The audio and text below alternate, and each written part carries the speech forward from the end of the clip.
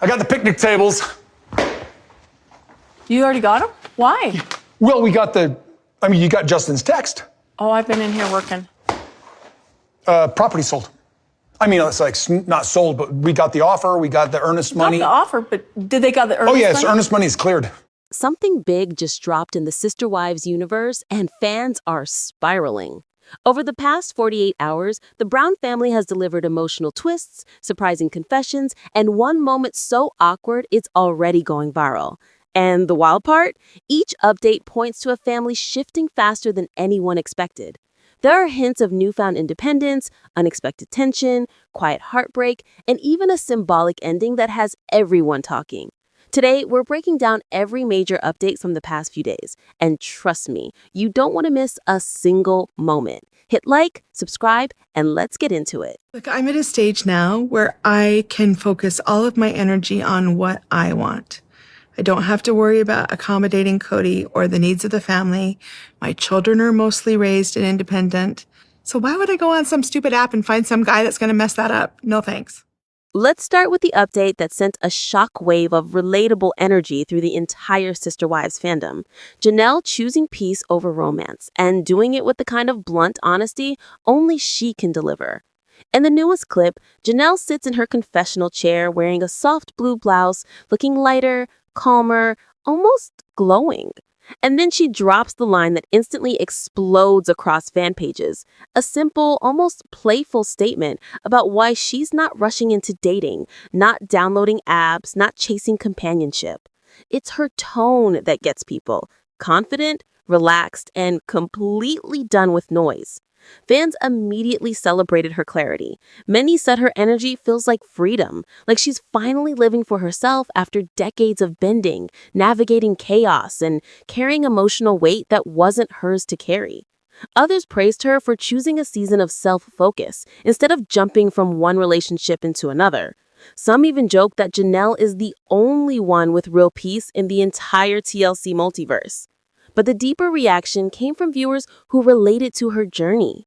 Women in the comments talked about rediscovering themselves after divorce, choosing calm over companionship, and refusing to repeat cycles that drained them. A few even said Janelle feels like the voice of reason in a show built on constant turbulence.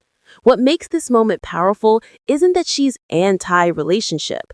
It's that she finally understands the value of her own time, space, and emotional bandwidth.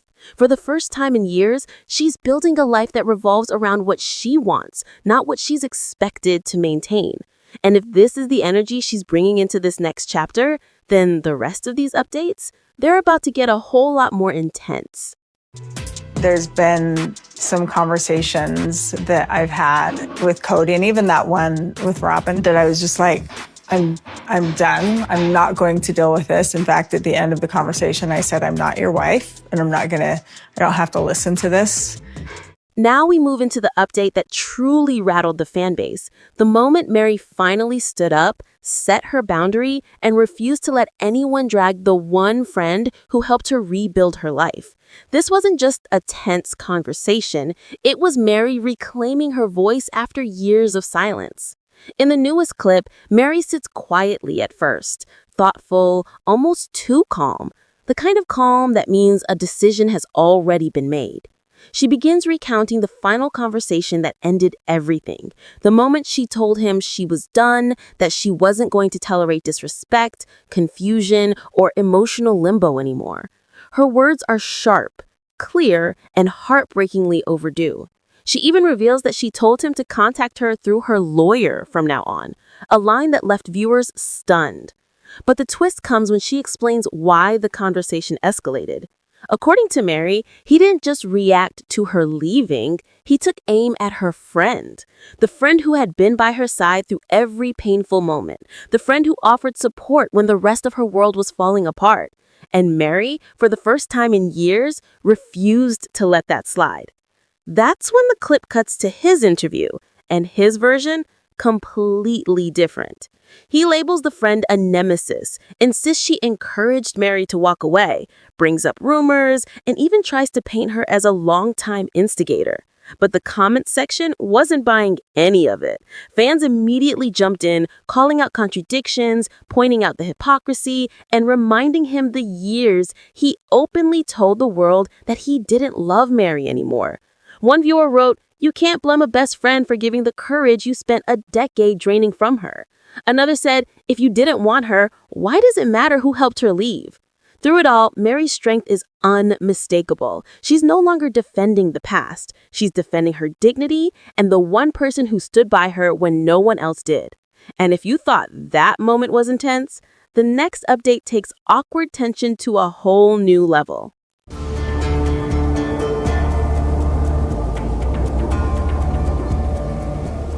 Kody and I just pulled up, and Meri and Janelle are sitting in their cars, and I'm like,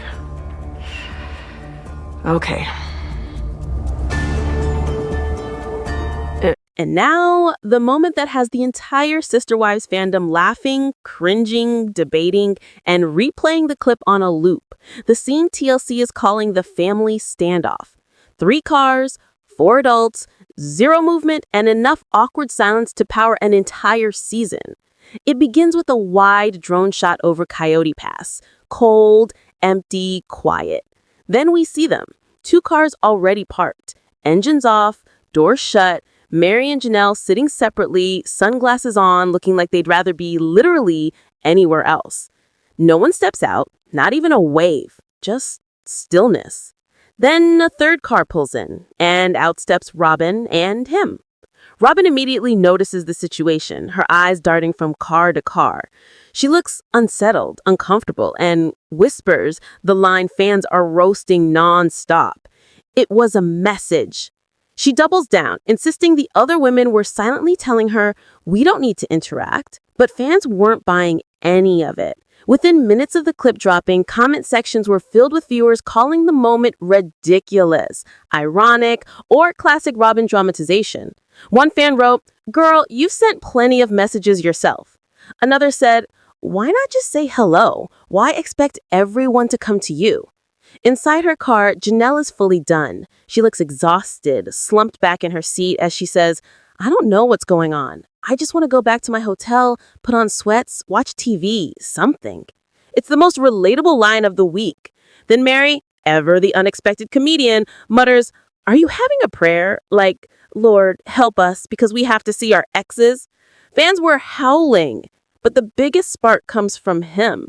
In his interview, he claims no one wanted to get out anyway, that they were all waiting for someone else to arrive, and that after everything we've been through, meeting naturally would have been impossible. Fans instantly fired back, "No one wants to talk to you." He still thinks he's the main character. And honestly, this frozen standoff might say more about the family's current state than any fight ever has. But if you thought this moment was heavy, the next update marks the official end of an era. I got the picnic tables. You already got them? Why? Well, you got Justin's text. Oh, I've been in here working. Property sold. It's like not sold, but we got the offer. We got the earnest money. Got the offer, but did they got the earnest Oh, yes, money? earnest money. And now we get to the update that feels less like a storyline and more like the final page of a very long, very complicated chapter. Because after years of promises, arguments, visions, tears, and endless planning, the infamous Coyote Pass, the land that was supposed to unite the entire Brown family, is officially gone. Sold. Closed. Done.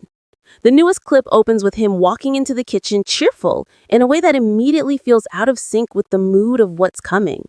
Robyn is tucked inside her pantry, surrounded by stacks of snags and half-open boxes, and even before she turns around, you can sense she knows something is about to hit. When he tells her the offer went through, that the earnest money cleared and everything is final, her face drops. She repeats, I know, but her voice doesn't match her words. She looks stunned, hurt, almost betrayed by reality. Fans immediately picked up on her expression, the long pause, the tight shoulders, the sigh. Many pointed out that she was the one who held on to the dream the longest, the one who believed in the one big family home, even when everyone else emotionally checked out. And now the final piece of that dream has slipped away.